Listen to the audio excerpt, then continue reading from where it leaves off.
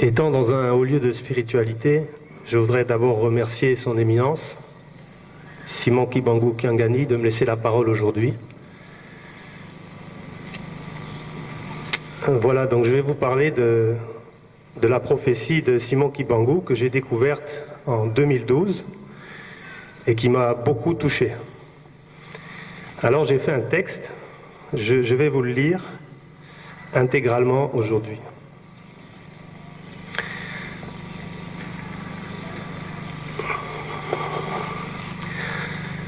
Au nom du Père, du Fils et du Saint-Esprit. Beaucoup parmi nous se posent la question de savoir pourquoi en ce jour du 7 avril 2013, un Mundele vient vous parler de la prophétie du 10 septembre 1921. C'est une bonne question auquel je vais essayer de répondre. En fait, tout a commencé fin septembre 2012. Un soir, j'ai eu la foi de demander à Dieu, « Seigneur, pourquoi suis-je ici au Congo? S'il te plaît, parle-moi. » Vous avez remarqué que j'avais insisté. Peut-être parce que j'y croyais pas vraiment. Après une prière, je suis allé me coucher et à 4 heures du matin, mon esprit me guide vers mon ordinateur. En cherchant sur Internet, je tombe sur la prophétie de Simon Kibangu. À cet instant précis, je n'ai aucun contact avec l'église kibanguiste. Après avoir lu la prophétie du 10 septembre, je suis immédiatement saisi, touché au cœur par la vérité qu'elle contient. Comment un homme peut-il écrire une telle prophétie si ce n'est par l'intermédiaire du Saint-Esprit? Comment peut-il décrire toute l'histoire d'un peuple et d'un continent il y a plus de 80 ans?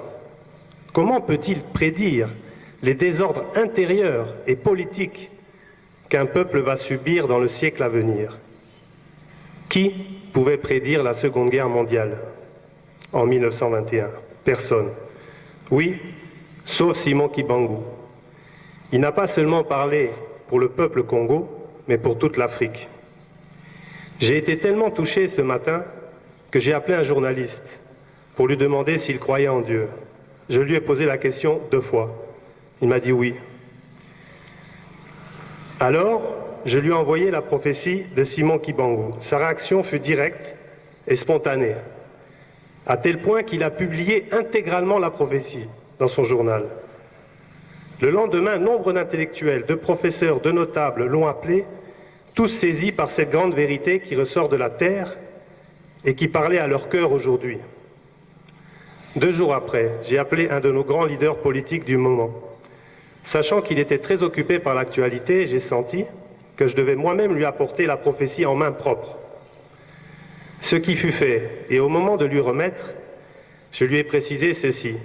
Il faudra la lire intégralement, mais avant de la lire, tu devras prier Dieu très fort et rentrer dans un état de paix intérieure pour pouvoir lire cette prophétie et sentir la vérité cachée qu'elle contient.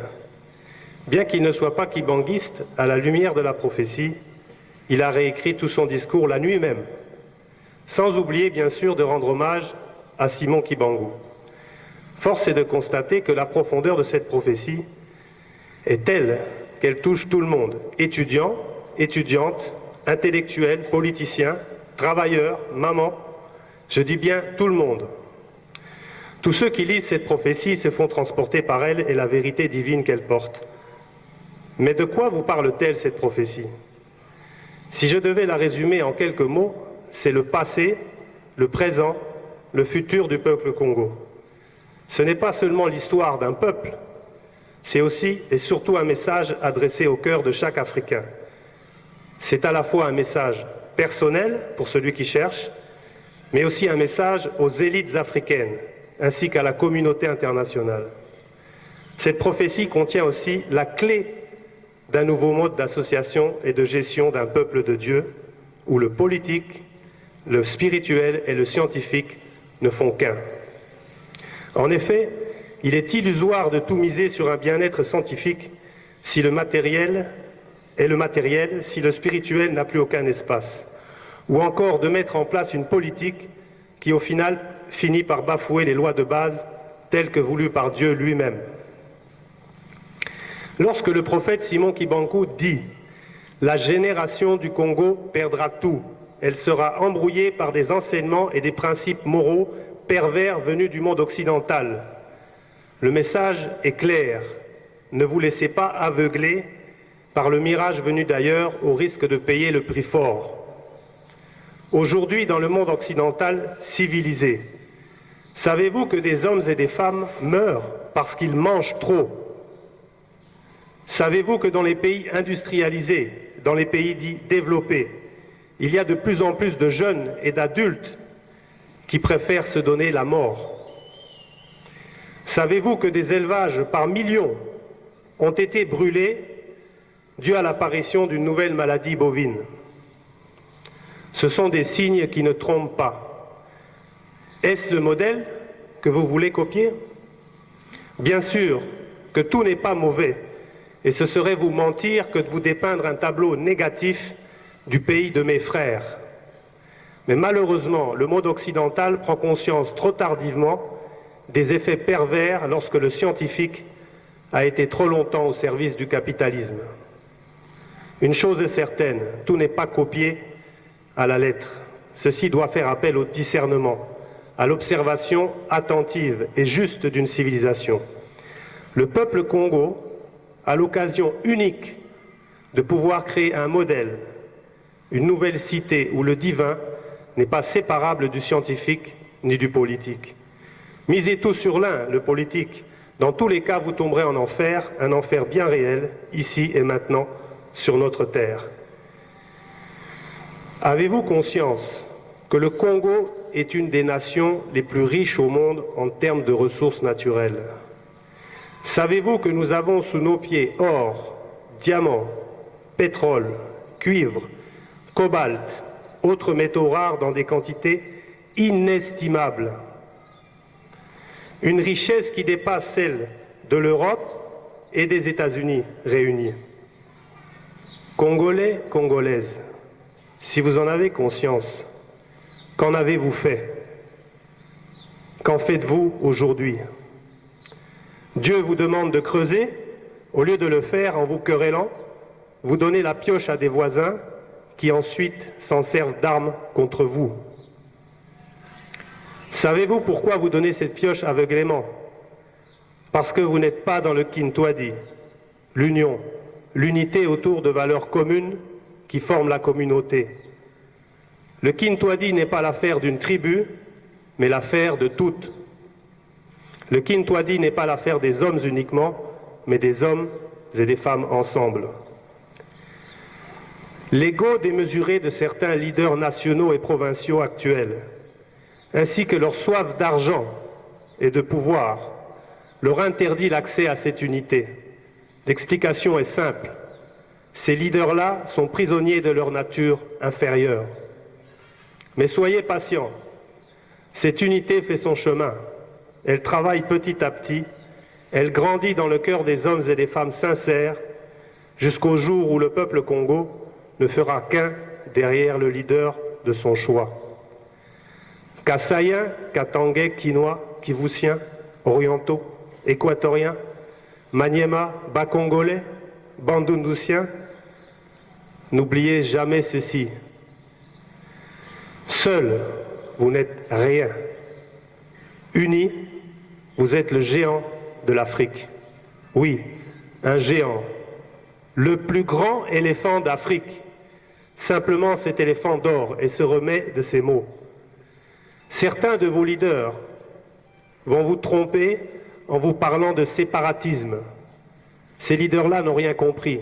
Ils préfèrent vous inciter à couper un bout de l'éléphant, quitte à vous transformer en souris. Ceci sur le conseil d'autres nations ou même le conseil de leur propre poche.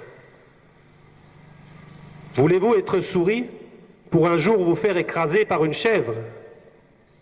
Si le prophète vous parle de royaume Congo, c'est bien qu'il existe et un royaume implique un principe fort. Tous pour un pour tous et tout le monde avec Dieu. Le vrai leader ne sera pas celui d'une ou deux provinces, mais celui reconnu par tous sans aucun doute. Ce leader-là ne privilégiera pas ses frères et ses sœurs, la tribu, le clan, mais ceux qui mériteront et que Dieu choisira. Ce leader portera en lui les valeurs du développement, l'amour, la justice et le travail. Ce leader portera la vérité et la justice dans le son de sa voix. En l'écoutant, vous saurez que c'est lui. Préparez vos esprits à l'accueillir et continuez de prier Dieu pour qu'il vous donne le discernement dans le choix de ce Sauveur. Écoutez bien ceci. L'unité est comme une graine, mais cette unité ne peut grandir sans la terre nourricière. La terre nourricière, elle est portée par vos mamans, vos épouses et vos filles. Rendez-leur la place à laquelle elles ont droit. Sans elles, aucun de vous ne serait ici. En m'adressant à la communauté internationale, pour la communauté internationale, souvenez-vous, lorsque le prophète dit en 1921, les gouvernements de l'Afrique entraîneront sur le Conseil des Blancs leurs populations respectives dans des guerres meurtrières.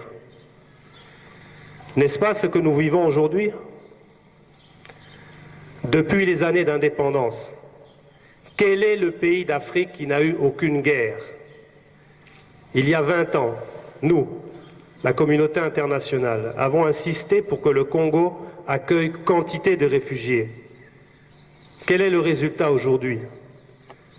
Considérez-vous comme un détail de l'histoire ces millions de morts? En demandant d'accepter ces réfugiés, ces derniers sont devenus le prétexte permanent d'une guerre sans fin où le véritable objectif caché est le pillage des ressources congolaises. En ce sens, comme l'explique le prophète Kibangu, nous, la communauté internationale, avons entraîné le Congo dans des guerres meurtrières. Avant même d'apporter de l'aide, commençons par réparer nous-mêmes nos erreurs. Peut-être considérez-vous que le peuple Congo ne mérite pas le droit de choisir ses leaders, ni même d'exploiter ses richesses. Pourquoi aujourd'hui et maintenant, certains de nos frères blancs réalisent des plus-values minières et personnelles avoisinant le milliard de dollars, ceci sur le dos de tout un peuple qui souffre depuis tant d'années? Sur l'indice de la pauvreté, le Congo est avant-dernier. Ce qui veut dire que le Congo est un des pays les plus pauvres au monde. Quel exemple donnons-nous? Ce qui compte, ce sont les faits et rien d'autre. Ils représentent une vérité brute qui parle et qu'il faut assumer. Le peuple Congo est un des peuples les plus accueillants. Ne perdons pas la graine de confiance qu'ils gardent pour nous dans leur cœur. Je m'adresse au Seigneur. Seigneur, permets-moi de dire solennellement ceci. Au nom de mes frères de peau, je te demande pardon aujourd'hui.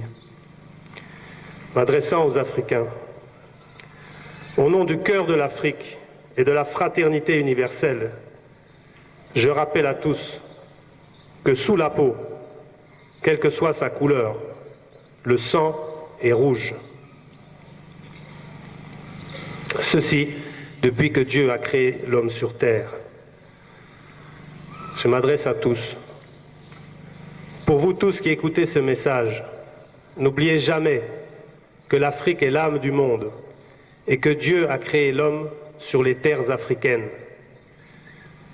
Dieu n'est la propriété de personne. Les religions ont été créées par les hommes, compagnons des messagers divins. N'oubliez jamais que le Seigneur est dans le cœur de tous les hommes et les femmes qu'il a créés. Et c'est parce qu'il nous aime qu'il nous rappelle à lui à travers ses messagers.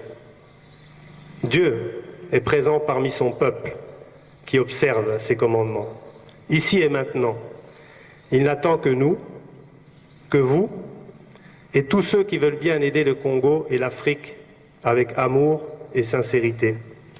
Au nom de Simon Kibangu et du Saint-Esprit qui habite en lui, réalisons ensemble l'unité spirituelle, scientifique et politique afin de construire le grand Congo et préparer la venue du nouveau monde. Amen. Tata, Mwana, Pe Molimo Centre. Mbangu, le 10 septembre 1921 à Banza Sanda.